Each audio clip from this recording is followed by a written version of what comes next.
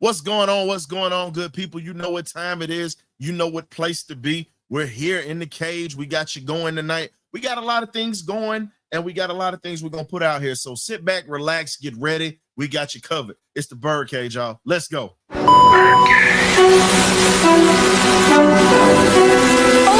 y'all, this is it.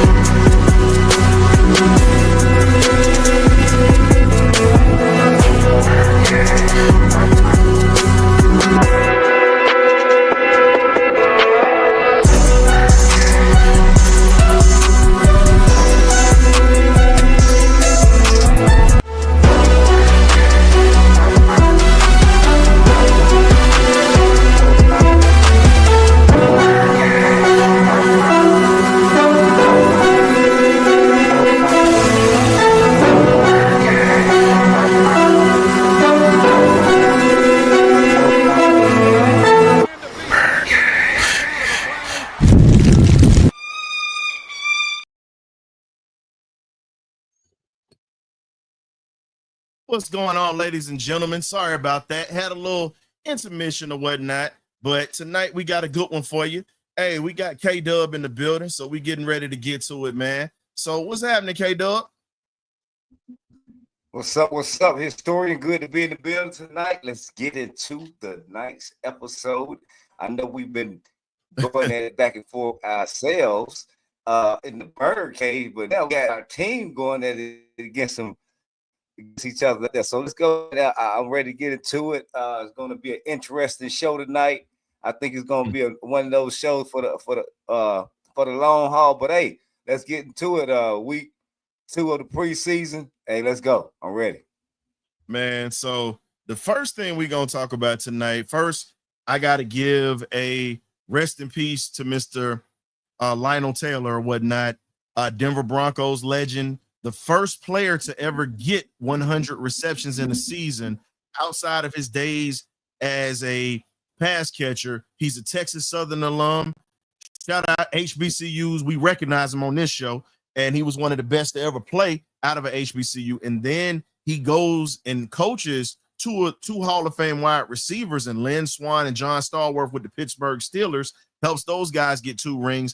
And the significance of Mr. Lionel Taylor, while we're bringing him up, he was the first black coordinator in the NFL, 1980-81 with the Los Angeles Rams. So again, I'm gonna live up to my moniker. And you know, if it wasn't for Lionel Taylor, we don't have a Mean Joe Green, because he tells the story on America's Game that Lionel Taylor talked to him and got him to stop and think about his career. So Mean Joe Green didn't quit and retire when he could have. So got to give a shout out to one of the pioneers of the game. If there wasn't a Lionel Taylor, there wouldn't be a Raheem Morris in Atlanta right now. So again, we have to pay homage to those who came before. If you don't like it, it is what it is.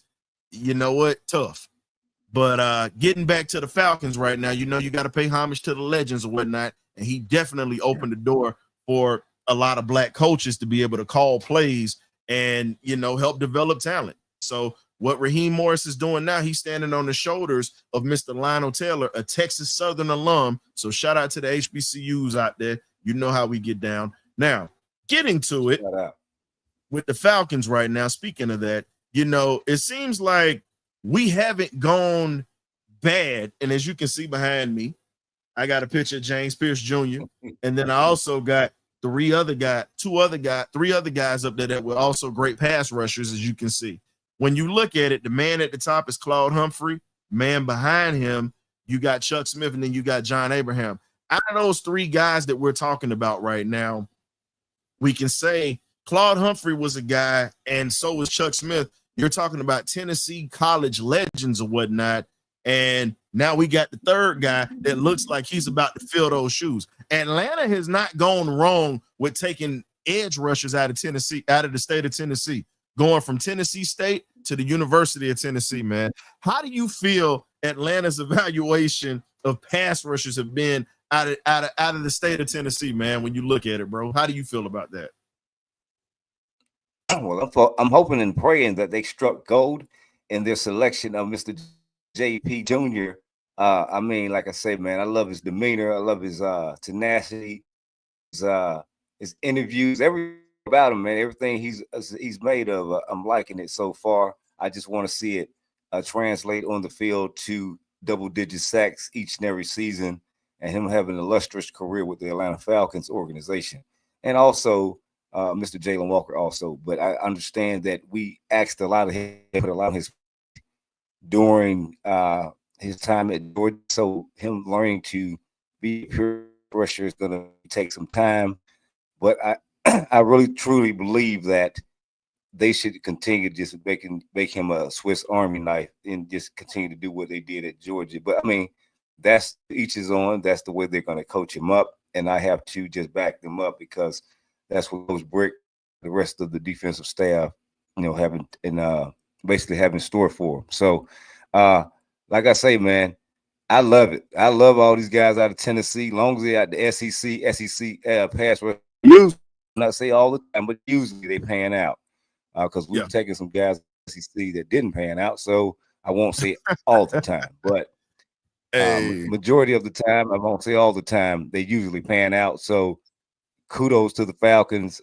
Continue to keep selecting out of that SEC, out of that dog eat dog type conference, guys that used to chasing out the guys each and every week on a high level. So, I mean, I wouldn't shy away in state. They've been putting out some pretty good products so far. So, yeah, I like it. But speaking of SEC, we ended up signing today CJ Henderson, Florida Gator, kid out of Miami. It's not many Gators that I rock with, but he's actually one that I had a lot of respect for when you talk about his game and what he brought to the table. And honestly, the one thing that we got to worry about with him is coverage. A neck injury kept him out, but it just seems as if we've signed damn near every cornerback from AJ Terrell's draft class. AJ's the only one that hasn't left yet. Now, I'll say this, man, and this is no knock or no slight on anybody, but let's be honest, fellas. When you look at everything that we've signed, everything that we've brought here, you really see the difference that they're actually trying to build depth right now. That's what they're doing. And at this point, all you can do is just laugh because we've been crying about this for years. And I saw in the chat when people saw that CJ Henderson came here, they were saying, they're bringing in him. He's not that good. We know what he did, but let's be honest. His best season was in Carolina, if you really want to talk about it, in 2022. You think about it, 58 tackles, 50 of them were solos, 8 were assisted. The man had 2 interceptions and 1 forced fumble and 1 fumble recovery during that season. He played in all 17 games and started 10 of them. And that was his best year. But he's battled with injury. He's battled with inconsistency during his time with the Carolina Panthers. And let's be real. We are his 5th team in 6 years. Ouch. Now, he got hurt last year. Can't hold it against him because he had a neck injury, folks. And when you talk about that, the only thing that you can do is just say, well, you know what? What can you do?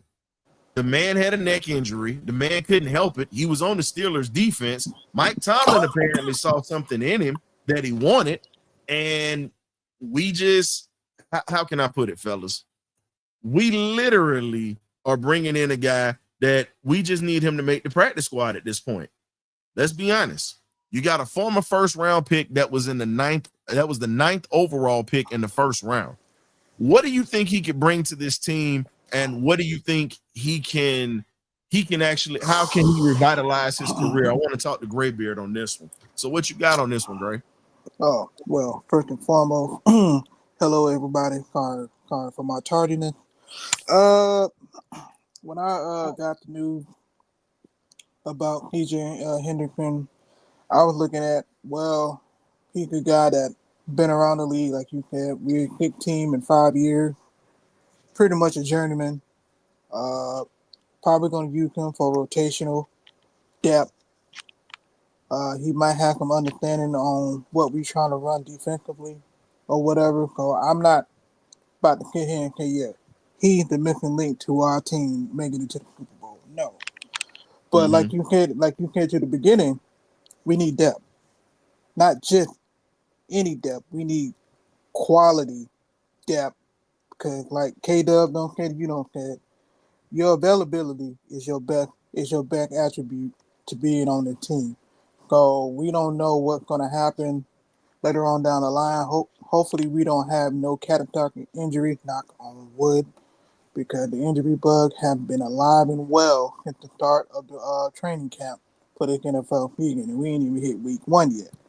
So I think the Falcons are just trying to make sure we got some depth at that position, and pretty much, and it might be another camp body. Who knows?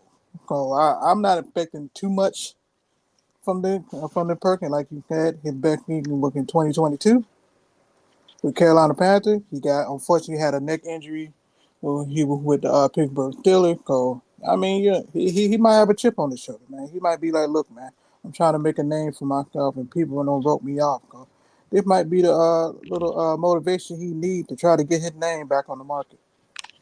Just think about it. The man started his career in Jacksonville as a first round pick. He was supposed to be that guy.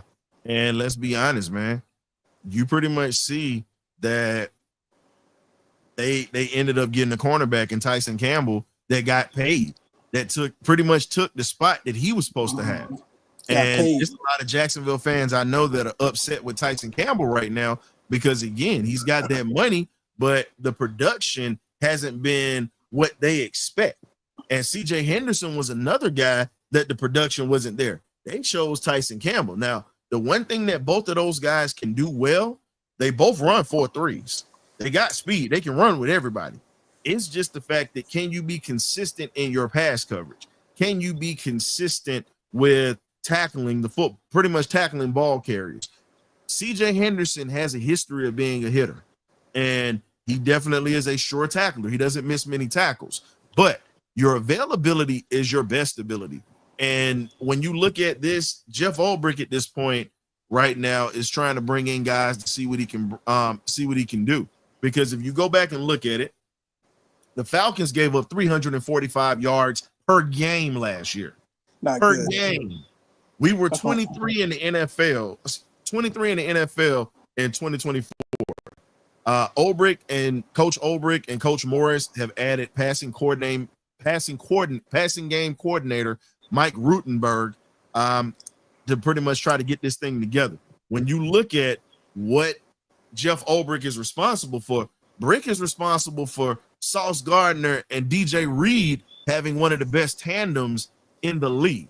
Now, K-Dub, I want to ask you this. Now, we got Mike Hughes that's supposed to be the starter, but you're bringing in a guy that's a former number one pick, and a former first round pick that was in the ninth. That was the ninth pick of the first round. You're bringing him in, who started games, who's been a starter, but he's kind of had the same kind of path that Mike Hughes has had.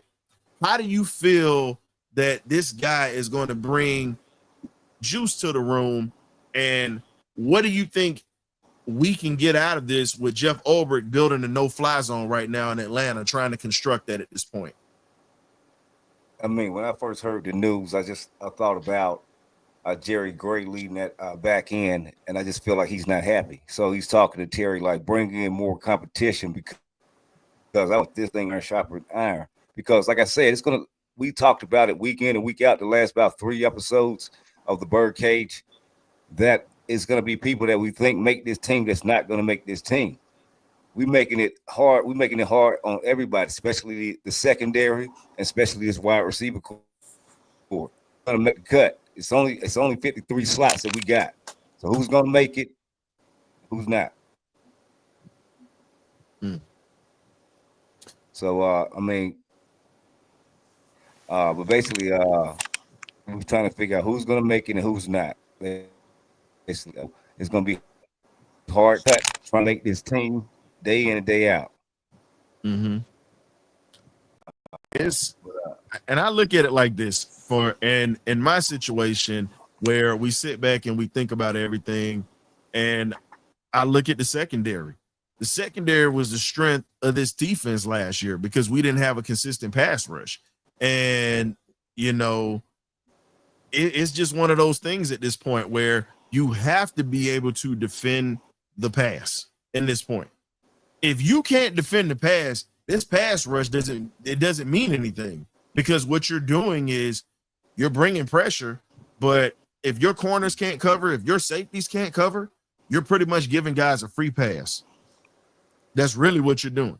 And for us to average 345 yards last year per game, you got to remember, it wasn't Bates. It wasn't, you know, the corner. When Hughes went down, we saw people attacking that one side of the field the whole time. We saw people attacking it. But the middle of the field was the concern, as I pointed out last year. The seam routes, the inside slant routes. Think about it. When you saw our defense get sliced, it was in the middle of the field. Never was on the boundary. It was always in the middle of the field. And we were soft. We were getting cooked in the middle of the field. I don't even want to say cooked. We were just soft. Let's just be honest. We were soft. And that hurt us. And now you're bringing in a guy that is one of the best when it comes to forming a defense. And now you pretty much have, outside of bringing this guy in, where he was a practice squad guy last year because of the injury on his neck, and also a practice squad guy with Houston, you're bringing him in. That's letting Kobe Bryant know, like, look, you better step your game up, kid, if you really want to be here. They're looking at the fact that they want to have depth, and Kobe is my guy. I think Kobe has been solid, but at the same time, D Offer's still on the bubble, folks. Y'all forget about that. D made some plays this week, and we're going to get into that, but D is on the bubble right now. So again, you're bringing in a guy with a ton of game experience of starting. If anything happens, he can just jump right in, and it wouldn't be a drop-off because he started in the NFL. So I look at what they're doing. I think D Offer gets cut, man. I don't think no bubble. I think he definitely cut. I'm not. Well, if he keep making plays, bro, they not gonna cut him. They just gonna keep him on the practice squad. Or D Offer, because he made a pick this week, like a crucial pick this week, and making plays against the Titans all practice. If he keeps improving every week, I don't see him getting cut. I see him making a practice. I don't care about them plays. He gonna get cut. So there's some K-Dub. That's just my opinion. I just think Coach Albrecht is just trying to make sure he cross all the I's and all the T's on the back end of the defense, along with Coach Gray. And I love that he's doing that. So here's what I got for you. Now, you say he's gonna get cut. I'm not the biggest D Offer fan like that. The one thing, like I said, he brings to the table, homeboy is a special teams ace, just like D'Angelo Malone. They don't miss many tackles. And when you talk about him making plays or whatnot, that was how he got on this roster.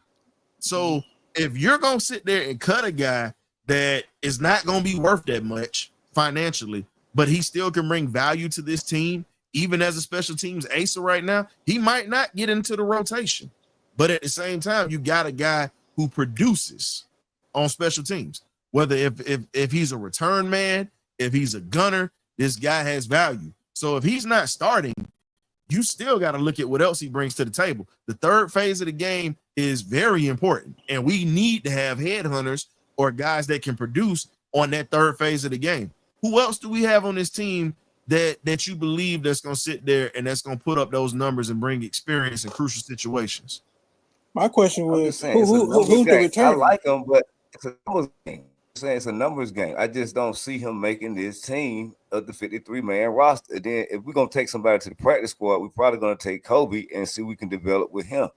I don't see us keeping D off. I just don't. I mean, I could be wrong and then come back on the show and say, you know what? K-Dub was absolutely wrong. That's all I'm saying. I just got a question. Who got What's up? return on kickoff and punt return?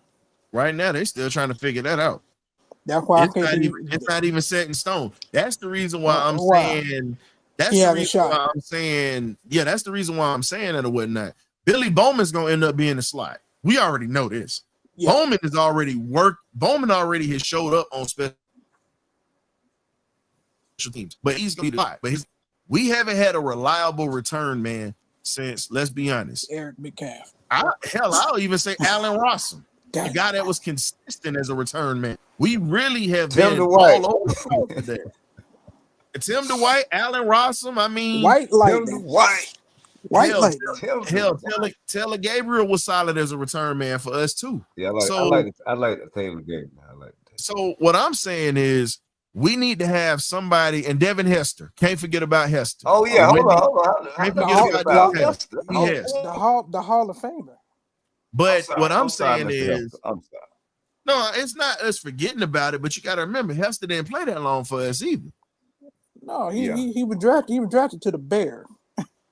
His nickname is the Windy City Flyer. We ended up catching him for a couple of years, which I loved him when he was here. I hated when we let him go, and he ended up going to Seattle. So Right. when you look at it, and you know what, I can't, and it's one guy I can't forget about. I'm always preaching HBCU. Eric Weems, Bethune-Cookman's finest. I forgot about Eric. Good old Eric. Larry Little. I Shout like out him. to Bethune-Cookman, man. I ain't gonna hate on him. But He let's wasn't be honest, he wasn't fast, but he was reliable. man, Weems was a tackling machine, and Craig. So Craig. What's So up, here's Craig? the thing. Patterson, no, we got Cordell Patterson, but let's be honest though, they were rotating him. He wasn't consistent as a return man for us. They had him more as a gap player for us, as a running back. They used him in certain situations, but they didn't want to wear him down like that either. That was the reason they took him off. But Cordell Patterson was a beast too. But we're saying guys that were consistently doing it. But I mean, but let's be honest, man. I'm with you on that, K-Dub. Alford definitely has a chance to make the team as a special teamer, but as a regular corner, it ain't happening. It ain't happening. So I'm with you on that. I just spoke on the special teams part because I still think it's some riffraff here that got to go. Yeah, because I think that can go in the chance making the team a special team and being that special team especially in the return game. Because like you said, we don't know who's going to be returning kickoff and punt returns like that consistently. We're still trying to find that guy. He had that experience. So, coach is going to look at, okay, he experienced, he's been here, he understands the system, so why not give him a shot? Only way he gets on the field like a DB if somebody goes down, God forbid. Well, here's my thing. They're building up the depth with starters at this point, and they're trying to make sure that we're in a position to where we're not going to be hurt. You get what I'm saying? Right. So I understand what they're doing, but all I can say is here's the question. And this is a good question. Normally I don't take questions while we're going through our topics, but this is one that stands out to me. Patterson, would you consider bringing Cordell Patterson back to the Falcons just as a return man and an emergency runner? Would you consider that? Because I would. He's still, because his thing, he still is dangerous as a return man. With the price is right. And he won't, and think about it, he won't be getting beat on as a running back. You got packages for him that you can use him. But at this point at the end of his career, why not use him as a return man? If the price is right, I wouldn't mind him just strictly being a return guy. I would agree. Because just like when Minnesota drafted him, he was a return specialist. I got something else for you that y'all might not be thinking about. What if they brought him back as a third running back because we can't find a good running back right now with these young pups? Oh, yeah. I mean, I'm throwing this out here. Look, see, this is the joys of the Birdcage. We gonna go off script sometimes. Today is one of them days that we gonna go a little off script. And even folks in the chat, we want y'all to chime in, man. How do you guys feel if you were to bring him in that third string running back spot? to back up Tyler and Bijan. And you got packages for him because you're getting his thing. He's got a better offensive line blocking for him, and he doesn't have to work as hard as he did when he first was here. He'll have to be like a emergency running back and a gadget guy. I primarily want him to be like a return specialist. Maybe with D Alford too, because we need consistency on that. We don't know who the guy gonna be. Man, you gotta let my man get his beak wet, bro. You gotta let him get his beak wet because you gotta think about it. What if it's a game where, like Philly, Bijan was figuring it out, but if you figured it out, Philly started slowing him down in the second half, and then Tyler started wearing him down. And then I'll say this: I'm with you on that, Victor. You got the kid out of Michigan State we haven't seen much of yet, but I'm just saying we got to see what we have. But if none of the guys in the room are worth 2 dead flies smashed, I say we go ahead and possibly reunite with him because what could it hurt? No, it couldn't hurt. I mean, I say kick the tires on him. I mean, bring him in for a workout, see exactly where he is, and we can go from there. But like emergency running back, I just, man, as a return guy, I just feel like one of these receivers that's battling it out could probably do that return guy. I just think his return guy days are over with. It's just my opinion on one. I'm gonna give you this, bro. The last thing to go is a man's speed, and that speed is still there. And that's something that you can't take away. That's a God-given gift. And when you saw him in Pittsburgh, and when they didn't use him like they were supposed to, but when they did, you just sat back and you were like, well, damn, this dude can play. He still can play. But again, you got Arthur Smith in the helm. So what you expect? But we're not gonna get too far off because we got to get back on the current Falcons right now. But that's just a little something that we wanted to throw in the pot or whatnot. We already see what it is. Speaking of running game, can the Falcons get the running game going in the preseason? Can we get this thing going? Can we get this thing to snap? That's my question, fellas. What's going on, Rex? I see you in the chat. I think we can, man. I just think everything is brand new. And, continuity ain't going to come overnight. It comes with time and repetition. So we still don't know how the first team going to look. So we just looking at the second and third team. We don't know how the first team offense look unless you were at training camp or you in the practice to itself. So I just think they just try to gauge and see how much depth we have, and do we need to go out in the field and try to grab a guy to solidify the rotation to the offensive line and running game. Well, I feel you're going to see more. I just feel like you're going to see more of what you've seen last week. And to reiterate the last episode last week is that we're trying to evaluate the receivers because we're going to make a drastic and hard cut for that 53. So we kind of know exactly who our running backs are. We're trying to find a feedback, which we can still evaluate in practice, and that joint practice we'll see who our third running back is, but we really want to look at these receivers at close angle. So I think you're going to see a lot of passing even tomorrow. So that's just what I expect. And you're going to see more of the same, not too many runs. If you do see some runs, they better make the best of their opportunities when we do try to run.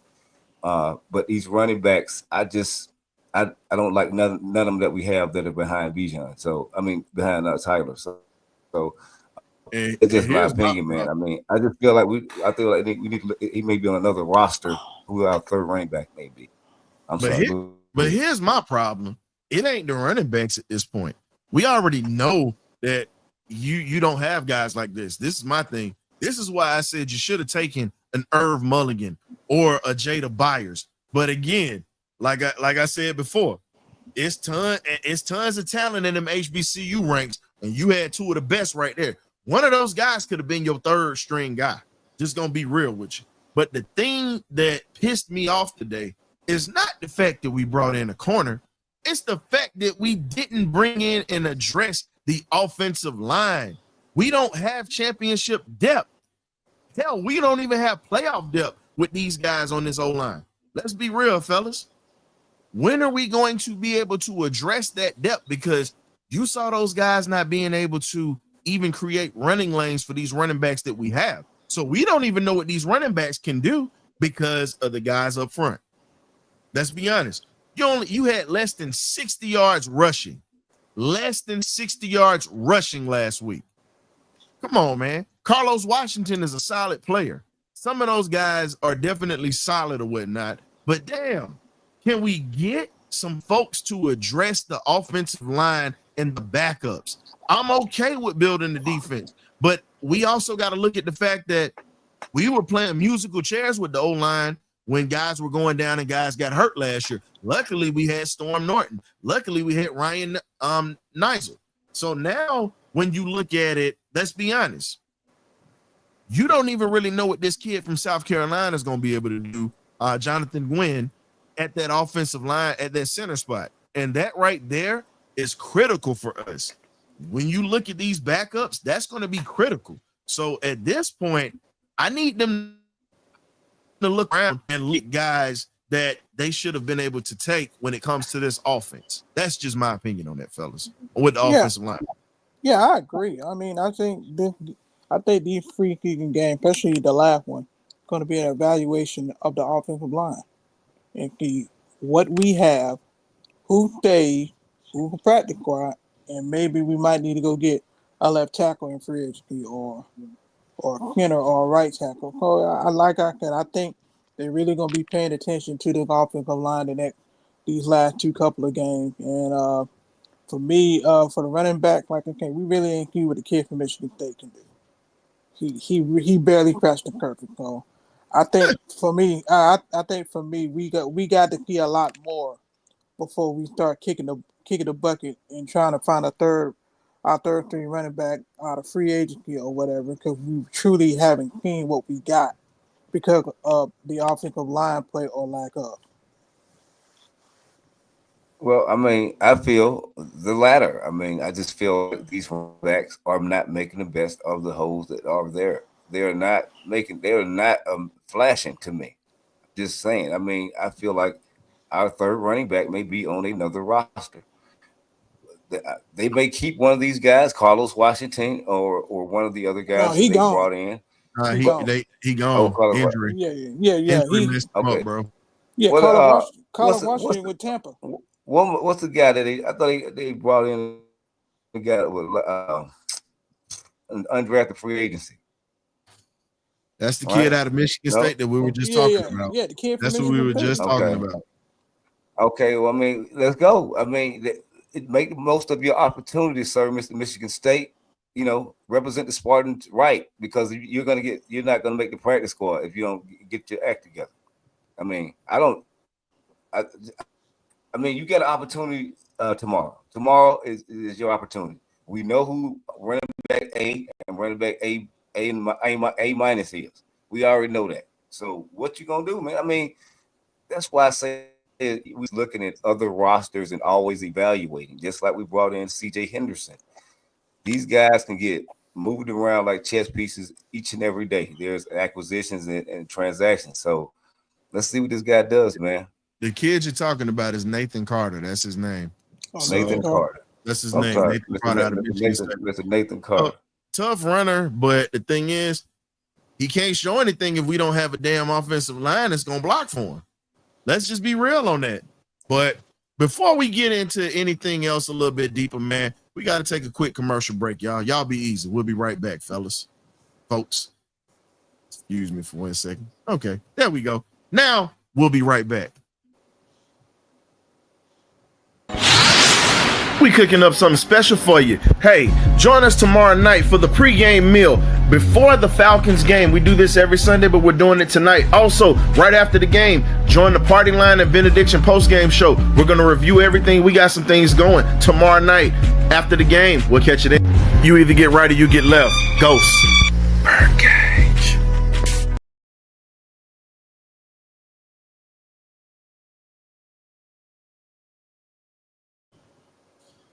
Welcome back, ladies and gentlemen. Definitely had to put it out there, whatnot. We got we pretty much have the party line tomorrow night. I'm willing it saying the party line tomorrow night.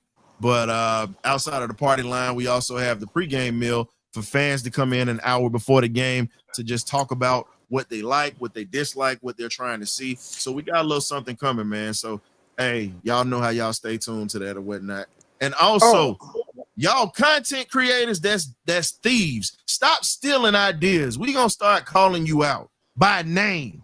Stop stealing. It's okay to start using things, but stop stealing from folks, man. If you don't listen, if you can't come up with your own material, I'd be more than happy to help you, but it's gonna cost you some bread though. Gotta pay up. I help you with your commercials. I help you with your topics. Don't matter. Stop stealing from us. I don't mind helping out, but guess what? I'm gonna start taxing you if you want to do so. It's all a business, baby. It's nothing bad. Come on in here. Hey, we'll wet your beak. You rub our back, we rub yours. But you're gonna be rubbing my palm with some green though to donate to the Birdcage if you're gonna try to get some ideas. So let's get back to it, folks. Had to make sure I put that out there. One more thing. Graybeard. My bad. But if people who want to watch the game that can't view the game, go to the Falcons website and they'll stream the game live for free for y'all. Pick up. Facts. So getting back to it, man, when we sit back and we look at everything that's going on or whatnot, and I'm not talking about you. First off, I'm not talking about you. There was someone else, but if the shoe fits, but this is actually somebody else from another show, but this isn't you, but I appreciate you coming through. But anywho, now getting back to what we were speaking on, man, it's one of the things that we talk about when it comes to the Falcons. We look at attitude. The D-line has a slogan of pretty much get out of here. That's pretty much what it is. That's pretty much what it is. They don't care at this point. I like it. And when you look at it, you're seeing it in the I way don't that care, they play. boy. I like that. So how do you guys feel about this new attitude with About the time Falcons defense? I think about time we get one.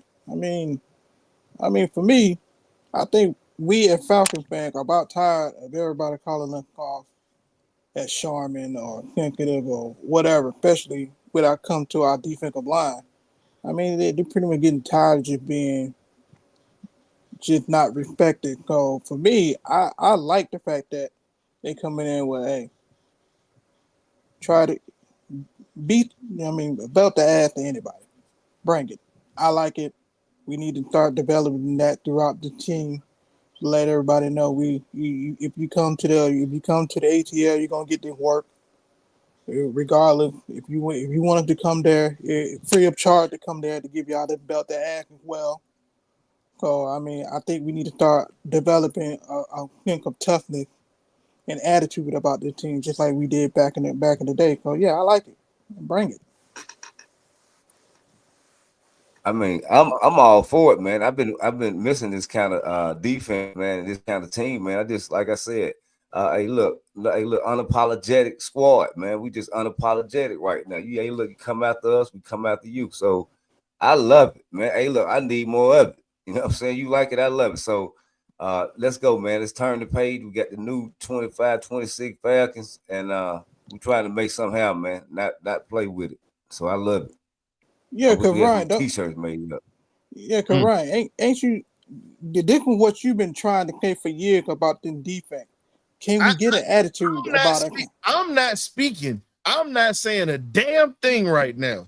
Y'all know that. Look, I ain't got to say nothing. This is just what it is. I don't have to say anything. It's just I ain't coming for no foolishness. I ain't coming for foolishness. I've been saying it for years. Been saying it for years. And now they finally have listened. It's like, all right, y'all get these church, and listen, there's only one church boy that I would love on my defense. God rest his soul. If we can ever get somebody like a Reggie White, I'm fine with this man being a church boy. If he can also, hey, good with it. All I'm saying is it's a problem when we had guys that were getting pushed around for years. We've had problems with that. But at the same time, this is what's beautiful. They have a take no prisoners attitude. They showed that last week. They were hitting everything that moved. Okay, you got brain farts. I'm good with the depth that we're having on defense. It's beautiful to say, man, it's gonna be hard watching some of these dudes get cut and they're gonna go elsewhere. You get what I'm saying? But I'm good with what we have in place. I just need my starters when they get their opportunities. I need them to be just as nasty because we saw the backups. So I want to see what the starters are going to bring to the table because Orlis is working his way in the rotation. We know Ruka Roro is going to be on another tier. He's moving up. And and here's my thing. I compared Ruka Roro. When we first drafted him, I was a little, I wasn't feeling it at first, but then I came around to it the day after and I looked at his footage. Ruka Roro is another John Randall. He ain't graded Jared. That is John Randall reincarnated, ladies and gentlemen. I stand on that when I say that.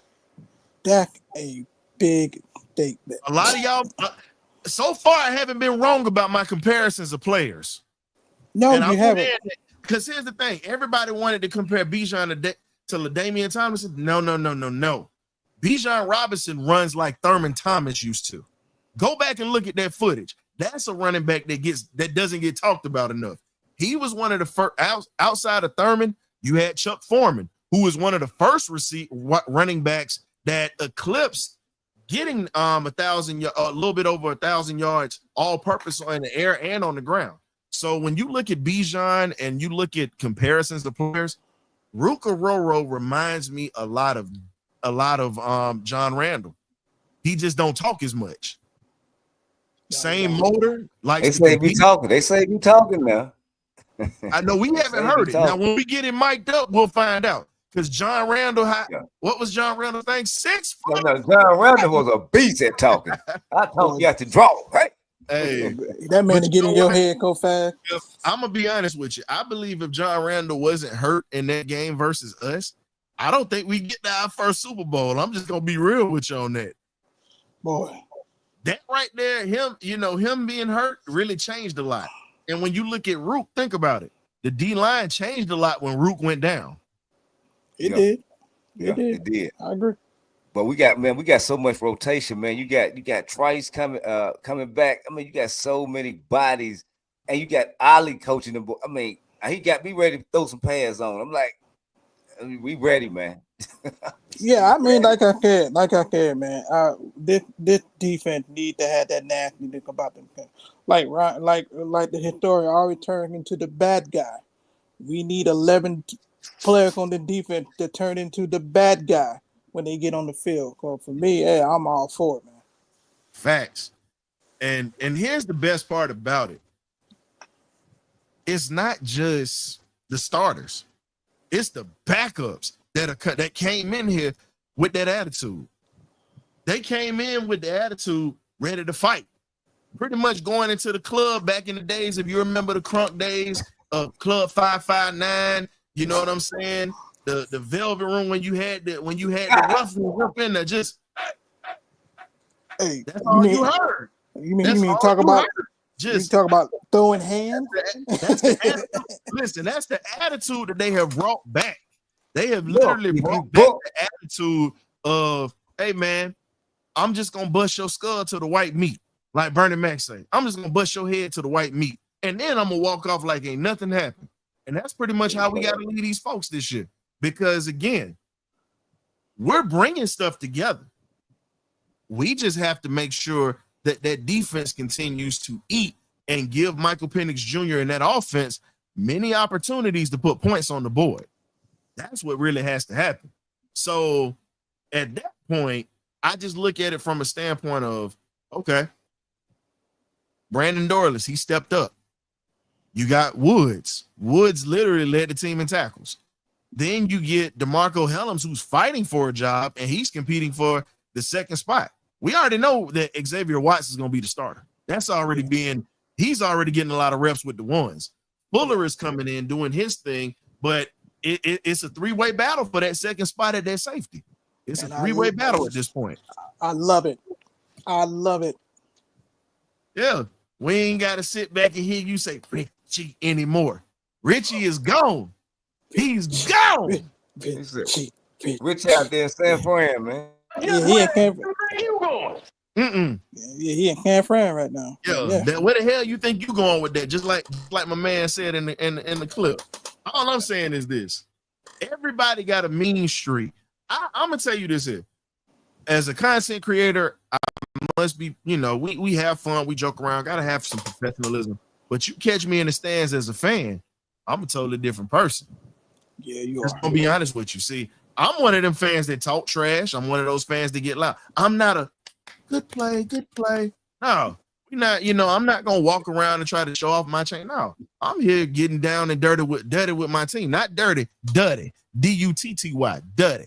So I'm around with it. The energy that you're seeing right now is the energy I've been preaching about for years. The question is this: can the fan base replicate the energy that this team is going to put out, especially the defense?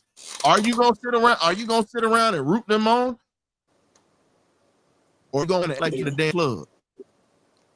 I'm calling out the fans. The defense is bringing energy this year.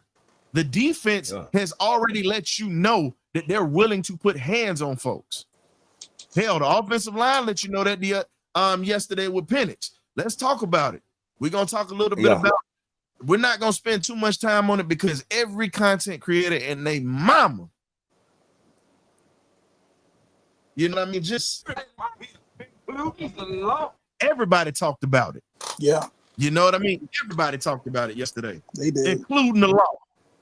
So all I'm saying is this: Penix let you know where he stood and understand this. Look, I'm from Atlanta, but I grew up in between there and Jacksonville, Florida. And understand this: the energy that a Florida boy brings to the table. Now, he born and raised. I was a replant. Let me make sure I put that out there.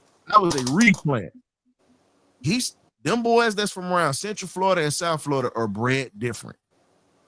They ain't running from nobody, and they don't mind throwing hands at all. So when you talk about Penix standing up and you got your quarterback out there throwing hands, look, I'm not gonna tell Buddy to not do it because that's what he grew up doing. But at this point, I need him to stay healthy. That's my thing. I need you to stay healthy. Right. I need him. Let the Boom Squad do it. Hell, let JPJ come down there and be the bully.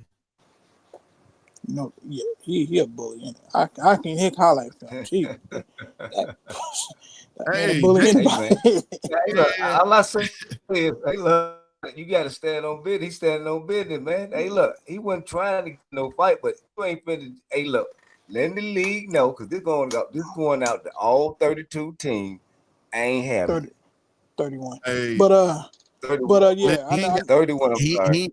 I ain't having it. Listen, he's standing on his own. No disrespect to JD5 because I like JD5, but he ain't got mama protecting him. Just saying. My dog doing his own thing. No, I know. But here's the thing. Y'all don't realize that JD5 mama is different.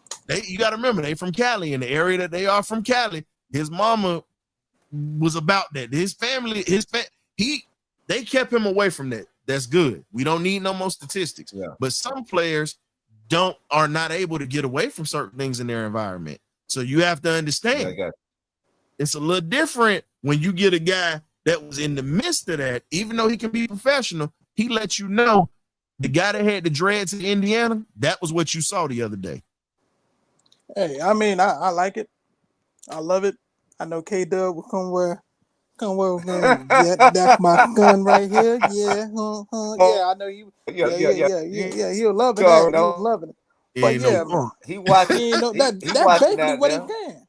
That's basically what he can. I ain't no punk. I understand other quarterback, but I'm not like that. If you want this work, come get it. and I love it. Let's go. I was definitely very, very proud. Of course. Which, we all know you are very proud. I assure you. Like, But Look, listen, look. So to give y'all a heads up on this, see, K-Dub is pretty much the Penix guy. Me, I'm the defensive guy. Just gonna let you know that now. I love my quarterback. I love the running game. I let K-Dub have a quarterback and the flashy stuff. You can have that. give me the boys. Give me the boys that's in the trenches. Give me the gutter cats, man. That's what I want. Give me the gutter guys on the defense. Because whether you realize it or not, they ran from the other end of the field to come down there for that scrum. Yeah, I'm a big JB3 fan now. I'm a big JB3 fan. So Terry, Terry, but Penix is your dude. I know you rock with JBJ and we rock but with no. We all yeah. You pretty much the conductor. You need to get you a train hat. I am the conductor. Yes, I am the conductor. Even Michael Penix knows that. But the thing is, I love me some JB3. So I'm just saying I represent for the defense too now. Hey, but here's the thing. But most of your conversation is about my mentions in nine. That's most of the conversation. We ain't gonna lie, but I ain't gonna even lie to you though. The first person that got in that fight, let's be honest, was one of his wide receivers, Drake London. Drake don't play. Drake let you know what it was. He let you know what it was. So when you see this team come together and fight for this kid, what does that tell you about his presence in that locker room? I mean, he's starting to become that voice in the locker room, especially for the team. Him along with Jackie Bake are starting. Well, Jackie Bake already been the boy, but now you got Draco starting to become that vocal presence in the locker room as well. So the more you get of that for Draco. You know, Bijan is not really that talkative guy. He's more of a show. I'll show you about that more than tell you about that. So I mean, for me, I love it. I mean, Draco is like, look, man, you ain't gonna make up a quarterback. That's my quarterback, like Terrell Owens can. That's my quarterback. Yeah, that's pretty much what he can right now with Michael Penix Jr. So you starting to keep that relationship starting to build even more, man. So yeah, man, let's go. I'm gonna give you this, man. When I look at fiery quarterbacks and you talk about everybody that's there, what's going on, Winston? My man is all the way out there in Jamaica doing this thing. Shout out to them boys on that island, man. Appreciate you, Winston. What's going on, my guy? But getting back to it, when you talk about fiery quarterbacks and you talk about guys that were different, and you know the difference is Penix can just throw the ball. But when you talk about the fire that he has and you look at it, I got to compare him to an old school quarterback that was just an ass kicker and he didn't care. He's got a mix between, like I said, he throws like a Warren Moon. He will fight you like Joe Cap. Go back and look. I want you to go back and look at God rest his soul. Look at the legendary quarterback Joe Cap, who won a couple of Grey Cups in the CFL, and he led the Minnesota Vikings to their first Super Bowl. Go back and look at him. He ran over linebackers. He fought one of his own linebackers on the team after they lost the game to Green Bay. Had a couple of shots of tequila and threw hands. So again, when you look at that, I want my quarterback like that. I need him to have a mean streak. I need him to be that way. And for those older folks that are watching the show tonight, if you remember in the longest yard, the walking boss or whatnot, they said, he said, F you, boy. That was Joe Cap, by the way. That wasn't all acting. That was actually how he was. Joe Cap was the choir. The original was Burt Reynolds. He was the walking guard. Okay, so, got it. Yeah, he was the walking ball. He was the one that, you know, at the end of the game, he said that. And he said, and Burt Reynolds said, not today. And that was pretty much the attitude you get with Penix. You piss him off, you're going to get that walking boss type attitude, like, hey, F you. That's pretty much what he let you know. But it was just like, wow, all you can just say is it, you know? That's all you can say. Hey, I was cheating the whole time. I was like, yeah, okay. I was like, yeah, okay. But outside of the fire and the brimstone that we talked about, the one thing that we also got to talk about this joint practice was that offense sliced up that Tennessee defense. That offense literally was humming. And it's a beautiful thing to hear that the starting offense is humming the way that it was. Now, I gotta give Mr. Simmons his credit. Number 98, D lineman we tried to get. Him and McGarry went at it. And it was real chippy. Real chippy. If Tennessee happens to screw around and let him go, I'm willing to bring him in. Let David Onyemata walk and bring him in. I'm good with that. But I want to see what Onyemata's going to do this year. But how do you guys feel from the reports that you heard? You know, of course, Calvin Ridley came in here. With all the stuff that he went through, it was kind of like he came back kind of like, how you say, you break up with an ex and they come back trying to show you that they're better than ever. That was what it was that was the kind of energy I saw from the video. What do y'all think? You look good. I ain't gonna lie. You look good. I mean, Calvin Ridley look like he back in that headspace where it's just football now, which is good. I'm glad he got back to that place, man. Cause like I said, I still think he still got a phenomenal player and he still got a lot left in the tank. So good to see. I mean, but going back to our Falcons in the first team, I think Dak Robinson and Michael Penix are starting to get a little bit better rapport. I don't know.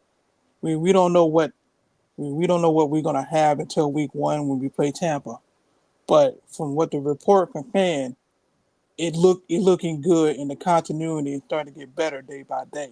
And this is what Falcon fans want to know about is how Michael Penix and Dak Robinson, how are they gonna mesh now that Michael Penix is QB1. So I like what I'm hearing. I hope they build up on it and just keep it up.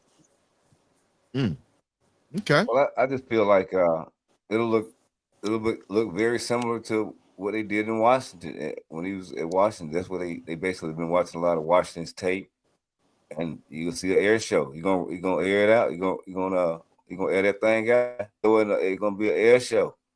I mean, that's what I seen. You know, watching him the whole time he was at Washington when I was doing my observations. So I'm excited, man.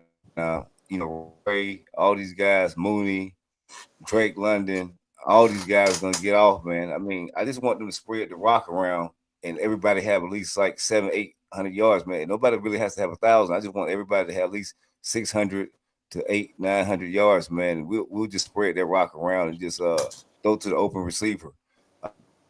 It's gonna be exciting year. It's gonna be a very exciting year. I can just foresee it. If you got tickets, don't come in there playing because you see me, I'm gonna be live and lit. So it don't come in there with alive and don't lit. Come here with no half a energy, please, because I'm gonna be about that life this season. I gotta give a shout out to my cousin Nidra Gilmore. You know, she's one of the best basketball players that played at University of South Florida. Y'all can look up the records. It's no lie. And she did her thing down there, but she was there at the time back in the day, and she was connected with a couple of Penix's people when she was growing up. I mean, when he was growing up or whatnot. So, she used to be around that area. So when you talk about that Tampa area, you know what I'm saying? She was cool with a lot of those folks around there. So Penix was the next thing that was coming up. So if you look at it, it's just a beautiful thing to see everything come full circle. She's a Steelers fan, unfortunately. But she rocked with Penix though, because she, like I said, she cool with his people. And she told me the day we drafted him, she said, y'all got y'all a real one. Now she called me literally during the draft show. I didn't pick up because I was on here with you guys. And I checked the text message. She said, y'all just drafted a real one and y'all got one that got a lot of fight in him too. So again, I'm not even gonna call, like, everybody want to call him a gunslinger. No, we ain't calling him a gunslinger. Here's what we're going to end up calling him.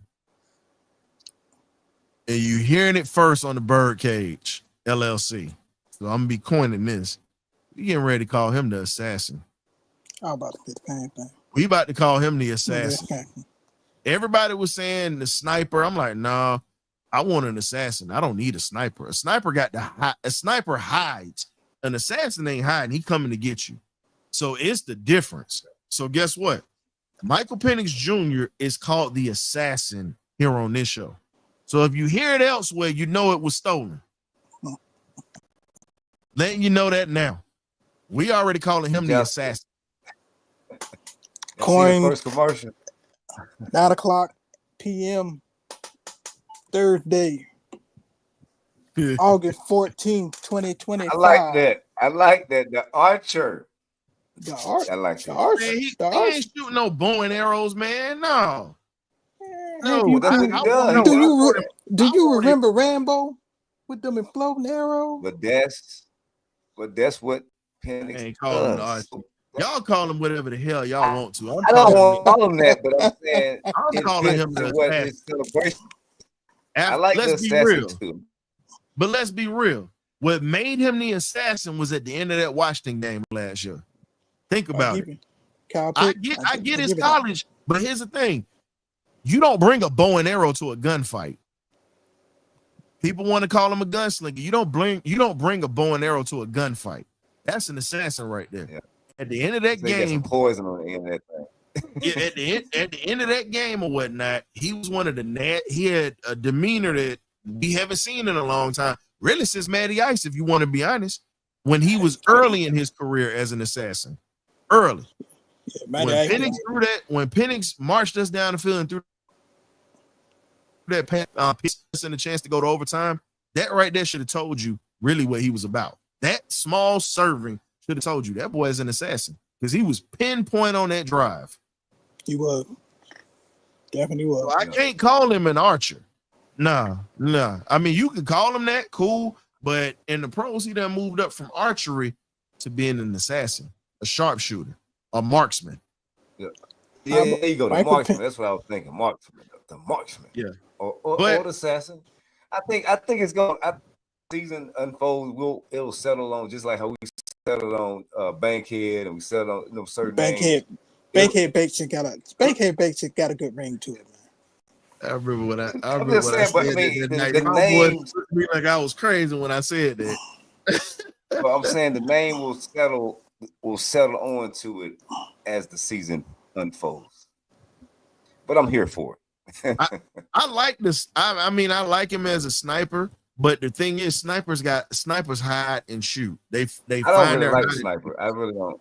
No, the reason I really say don't the reason I say assassin is because I want my guy. The reason I say that or whatnot is because at the end of the day, you got to look at it from that standpoint. Yeah, I gotta make that. I gotta start that one. Call you No, no, we one. ain't- You we can't can't call call him broke. Call him bro. Hey, look, Nah, Cody Devin Muse. can't- I like that. Definitely can't call Terry- him We broke. need to get that on the t-shirt. A picture of Hey. him with that on the shirt. I think Call Terry's it what gonna you pay that. want, don't call it, bro. I think Terry gonna pay him by the third year. I don't think he gonna wait for that contract in. I think he gonna pay him early, just He to will lock not- him in. Yeah. He would not get Lock his him up. third. He would not get his fourth year. Lock him up. That man would be kind. He would be kind by then. But Yeah.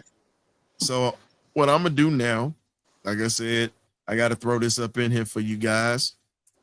I'm throwing a link out for the fans. They can jump in real quick, chop it up with us or whatnot, and just go over a few things that we talked about today from pretty much training camp. What are they going to expect? And also, while we're waiting on the fans, let's talk about our X factors or whatnot. And I'm gonna let you guys. You know what? No, hell no. I got my X factors first. I'm throwing this out here because I know y'all like to steal. Y'all y'all roguish. Y'all, what you mean? You roguish. Hey, look, what are you talking? How get we used to it because it's gonna happen like this all season. Right there. I Hell already no, know. it happened like this all year because of what you did last year. You was always taking my damn Hey, players. look. How we been? Yeah, I just got head up. Nah, here's my thing. So I say this is so my X factor for this game is pretty much going to end up being Woods because Woods is gonna play again. Got Woods being an X factor on the defense. On the offense, I gotta say, I think we're gonna see a little bit more. I think we're gonna see a little bit more of Casey Washington this week because we know what Drummond can do. I think Casey Washington is gonna be a breakout this week. That's just me. Hey, Okay. Doug. All right. I'm gonna take the same people I took last week. JP Jr. will go off on that defense, and then on offense, I will be taking Chris Blair again. All right. I'm gonna go with. I really don't know who my X factor gonna be, so I'm still for the defense. I'm still gonna go with Kobe. I think Kobe gonna have a rebound. I think I think Kobe hurt. I think. he go Kobe. Kobe gonna be playing? I believe he's I hurt. don't know. Mm. Yeah. I'm just gonna point out to a position that we need to work on.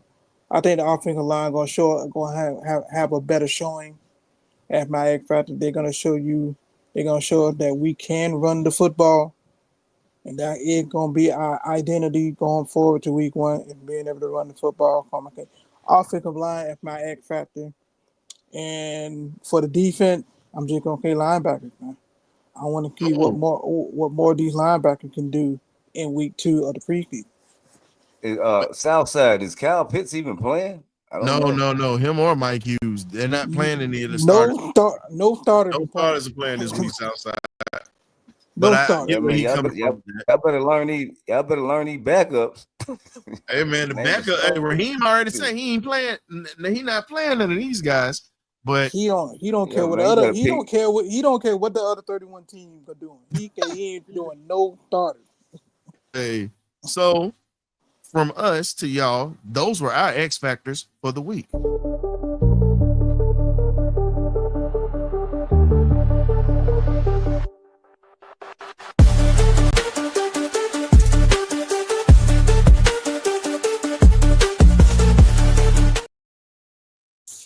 Those were our X factors. So we did it a little different. Normally we started off with that, but I was like, you know what, the hell with it. We're just gonna flip it around and put the X factor sound at the end of it, just to put a bow on it for you. So now we're gonna end up with. So now we're going to our portion of the show where we got random questions. I dropped the link in the chat. If you want to come in here, we'll open it up for you guys for about a good 10, 15 minutes. Come on in. Don't be afraid. Just have your camera ready to go. Or, you know what? It'll be a little different. We know we're going to be working on a little something. We might be taking phone calls soon for the show. So if you don't want to show your face, we might have the telephone line and we could be Mr. Telephone Man. That's what we're going to end up being pretty soon. You know, but there ain't going to be nothing wrong with this one, but anyway, it's gonna be like the black version.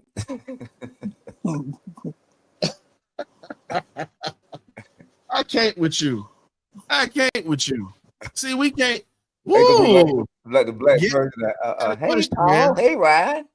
Who do y'all think popping in here right now? Take a guess. Take a guess. I don't even let the chat chime in on this. Who do y'all think getting ready to pop in here right now? I done put this link out here. And who do you think's gonna pop in here right now? Either Pink Slip or the Crooked Leg Preacher. Your guesses are absolutely right. He is on the work floor talking to us right now. Hey, what's up, fellas? What's going on, man? Oh my! What's up? Who we trying today? What's up? You on the work floor doing this. See, this is how you know you got a dedicated fan of the show and a fan of the team. Shout out to Will. Now look, now if Will lose his job, this ain't on us. We making sure. No. I was coming to check another job. I was coming in checking on y'all. You know what I'm saying? I got a sweet job, but yeah, man. This division hours, man. We got to stay healthy and praying for longevity and improve every week. Like you said, we got good players on this roster, and I feel like whoever wins the matchup, hey, I'm all about the logo. Facts. And this random question part of the show, Will, and we're trying to find out some random things right now. Will, you see, look, Will chime in like this, and he just walked the hell away. This man is working. He is on the clock. Yeah. I'm gonna be in the back door. I'm gonna go though, man. I just had to pop up on y'all, man. I love y'all, man. Keep doing what y'all doing. See y'all in the season. All right, Will. All right. Pink Slip. Hey man, that was Pink Slip. Will just dedication, man. That's dedication, man. What, Lord? I ain't never seen nobody dedicated like that. Good Lord. I love it. Nigga, what's up? I love it. Shout out to you, Hey, Will. rain, sleet, or snow, pink slipper on be at the door. Nah. And it's the crazy part. Even when, listen, the craziest thing happened, and this was about a year and a half ago. And this is when we said this dude is dedicated. This cat called us and got in here while he was in a hospital bed. Hospital bed. Let me tell you, it was to the point to where we was getting ready to start singing The upper room will be you know that. Yeah. We was about to start singing the upper room for Will. Will got IVs in him. He laying in this bed. This joker just all over, and it just surprised us. And I've never seen anybody call in like that on a hospital bed. The life was perfect. Boy, remember our other partner, Marcus Washington or whatnot. Shout out to Marcus Washington. Y'all check out his show On the Mark. Definitely does great work or whatnot. If you're not subscribed, you're doing yourself a disservice. Same with Smitty and A1 and those guys, 95 North Sports. Please check out our boys over there too. And Debo Vibes, who definitely has been in the chat tonight. Y'all check out these shows and everybody else that's got shows out here that we affiliate with and we talk to. You know, it's only so many things that we can throw out. But all I can say is, man, at this point, I got to give it to Will. Will is one of the most dedicated fans I know. Like, outside of us, I got to give it to him. He's dedicated, man. He's dedicated. I've never seen anybody call the show and he's laid up in the bed. But we got a question. So, okay. Good question. What's the number of sacks and interceptions do you think we're going to get this year? Good question. I'm going to go 60-20. 60 sacks as a team, 20 interceptions as a team at the end of the season. I'm gonna go 38 sack and 19 interception. I'm gonna be honest with you. Shout out to my boy Tyree Holland in the building or whatnot. Definitely good people. Now he's a misguided Alabama fan, but it's okay. I ain't gonna hold it against you because you my guy. His big cousin is Tommy Harris, who played for the Chicago Bears, by the way. And when you talk about that type of defense that Lovie Smith had, I want to see this in Atlanta. I want to see defense dominant like that. Hell, we're not gonna go back to the grits blitz defense. That's impossible because 14 games out of the year, you're not gonna stop teams from averaging more than 10 points. That's just not gonna happen. But if we went back to dominance, 2000 Ravens, 03 Bucks, hell, the 06 Bears. When you look at that team and you look at from Charles Peanut Tillman to Tommy Harris to Dusty Dvorak, Mike Harris, at that safety spot, knocking folks out. I mean, Urlacher, Briggs. I'm going to be honest with you on this. I would love my defense to be like that. So I'm going to say with sacks, I got 35, 40 sacks this year. I believe in that. I know that, and that's manageable with the season that we have. 35, 40 sacks. Interceptions, I think we ride away with like about 9 to 10. About right. I give it that. That's what I'm going to go with. Yours sound very reasonable, like we could really accomplish that. I set the bar real high for them because you pretty much we'll probably be number one in the league. We got 50 sacks. Yeah, and to the guy that's an Alabama fan, we'll see you Saturday. Go dog. Let's go. Look now. When I get on Twitter, I'm gonna have to hear about all these Alabama fans coming at me right now. And I already know how this get. I know you don't. You don't have to deal with them, sir. I got to deal with them, but it's okay. I got to deal with them. I deal with them at work. Okay, but here's the thing: you pretty much getting ready to put me in a spot where I'm gonna have to come off the top rope with that elbow. That's all I'm saying. Put on the vibe. You ain't thinking about me. You think about yourself right now. See, that's Put- not no teamwork right there. That's Put just on, self. put on the vibranium sleeve, man, and go ahead. No, that's just selfish. Put No, on, that's just selfish. put on You are that vibe. you a selfish joker. You know that. I am not selfish, man. You are. I'm all You about ain't them thinking dogs. about you look. It's like you not thinking about me. It's like two things that just don't match right now. We gotta be on that same wavelength, dog. But right now we not. It's just like two things that don't match. Y'all ain't never got the things that match. We don't. We ham and burger. We peanut butter and jelly. Come on, bro. Between y'all two, I don't know. I don't know. This week is you this week is you that starting stuff. Last week it was K-Dub. Now see, I'm already seeing what we gonna have to do with this one here. What? I Man, can't have cool spirit. I can't have pride. I ain't fooling with you. My I ain't bad. fooling with you. You know what? No. I apologize. You know what? While we doing that, we gonna take While we doing that, we gonna take one more commercial break, y'all. We cooking up something special for you. Hey, join us tomorrow night for the pregame meal before the Falcons game. We do this every Sunday, but we're doing it tonight. Also, right after the game, join the Party Line and Benediction postgame show. We're gonna review everything. We got some things going tomorrow night after the game. We'll catch you then. You either get right or you get left. Ghost. Birdcage. I'm sorry. I don't need your apologies. Don't be sorry. Be careful. Jesus.